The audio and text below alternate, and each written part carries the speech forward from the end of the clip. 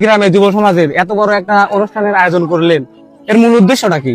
আসলে উদ্দেশ্যটা হলো যে মহান আল্লাহ তাআলাকে খুশি রাখার জন্য। দর্শক মণ্ডলী সবাইকে আসসালামু আলাইকুম। আমাদের গ্রামে এক ঐতিহাসিক তাফসিরুল কুরআন মাহফিলের আয়োজন করা হয়েছে। প্রত্যেকটা জালসার মেইন আকর্ষণ তো হয় জিলাপি, কিন্তু আমাদের জালসার মেইন আকর্ষণ হচ্ছে আবরারুল হক আসিফ সাহেব। এক কথায় তিনি হচ্ছে আমাদের যুবক ভাইদের আইডল। তার কথা বলার স্টাইল, প্রত্যেকটা কথার সুন্দর করে ব্যাখ্যা এতটাই আমাদের অনুপ্রাণিত করে যে তাকে আমরা মন থেকেই অনেক ভালোবাসি। আর তিনি মূলত আসবেন হচ্ছে হেলিকপ্টার করে, তার জন্য তালহা মামা জায়গা বানাচ্ছে যাতে এই জায়গাটা হেলিকপ্টার রাখা যায়। আর আকরাম ভাই সবাইকে ডিসিশন দিচ্ছে কিভাবে কি করতে হবে। তাকে অসংখ্য ধন্যবাদ যে আমাদের এই গ্রামে এত বড় একটা জালসার আয়োজন করার জন্য। মহান আল্লাহ তাআলা যেন তার উদ্দেশ্যকে সফল করে। আর মূলত আমাদের জায়গা বানানো শেষ, আর এটা হচ্ছে আমাদের সেই মঞ্চ। আকরাম ভাই সবাইকে গেঞ্জি বিতরণ করতেছে, যেহেতু আমাদের একটা বড় মাহফিল, তার জন্য ভলেন্টিয়ার রাখতে হবে। এর জন্য মনে করুন অনেক মানুষের দরকার আছে। সবকিছু মিলে 3টে গ্রাম আছে, 3 গ্রামের মানুষ দিয়ে ভলেন্টিয়ারের দায়িত্ব পালন করাবে তিনি। এই মাহফিলটা অনুষ্ঠিত হবে হচ্ছে বিডিএম খেলার মাঠ, বাইরাপাড়া, দত্তপুঙ্গুলি, মাসুয়াগাড়া 3 গ্রামের একটি খেলার মাঠ। তো ফাইনালি গেঞ্জি বিতরণ শেষ। আকরাম ভাই সবাইকে প্রশিক্ষণ দিচ্ছে কিভাবে কি করতে হবে, সবকিছু যাতে ভালোভাবে মেইনটেইন করা যায় সেই ক্ষেত্রে তাদেরকে জ্ঞান প্রোভাইড করতেছে। তো ভলেন্টিয়ারদের দায়িত্ব বুঝে দেওয়া শেষ, কিন্তু মঞ্চের কাজ একটু বাকি রয়েছে। যেহেতু আমাদের আবরারুল হক আসিফ সাহেব আসবে, তার জন্য স্পেশাল একটা চেয়ার না রাখলে কেমন হয়। দেশের মুখ তাহা দেখি যে হেলিকপ্টার নিয়ে চলে আইছে আমারে হুজুর আবরারুল হক আসিফ সাহেব। আর রাস্তা দিয়ে আসতে আসতে মনে হয় হেলিকপ্টারের মারাত্মক লেভেলের খিদে লেগেছে। দেখেন ধুলো বালি কি পরিমাণ উঠতেছে, মনে হয় সব একাই খেয়াল। এই বাবা, এই হেলিকপ্টারের ধুলো দিয়ে সবাই পলাশ মুর পাইছে না, কারণ চোখে মুখে যদি একবার ধুলো যায় চোখ একবারে শেষ হওয়া যায়। তার জন্য সবাই পলাইতেছে যার যার মতো কাপড় মাপড় তুলিয়ে।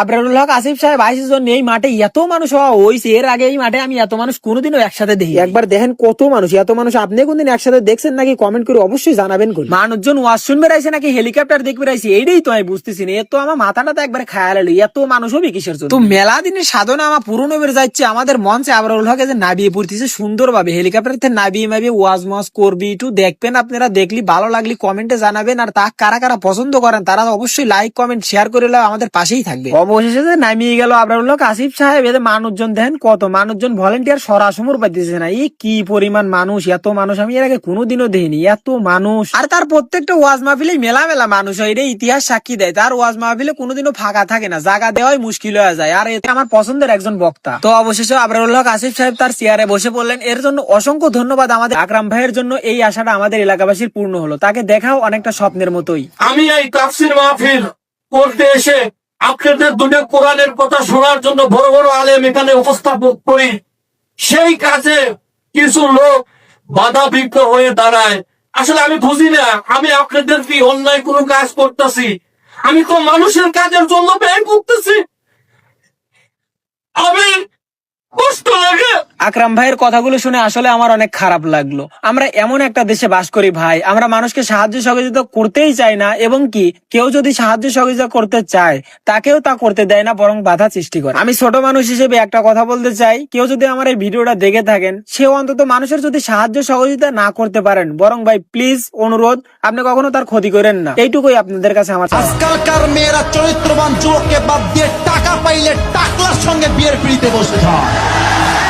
এরা টাকা পায়, বাড়ি পায়, গাড়ি পায়, বাট খোদার কসম ইনার পিস, মনের শান্তি যুবক ভাইরা খুঁজে পায় না।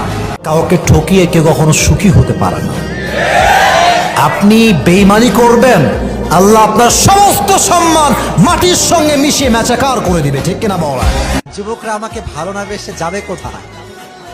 তোমাদের যাদের বউটেও কেউ নাই, এই সিঙ্গেলদের কষ্ট কেউ না বুঝলেও আসিফ হুজুর কিন্তু খুব ভালো করে এই কষ্টগুলো বোঝে।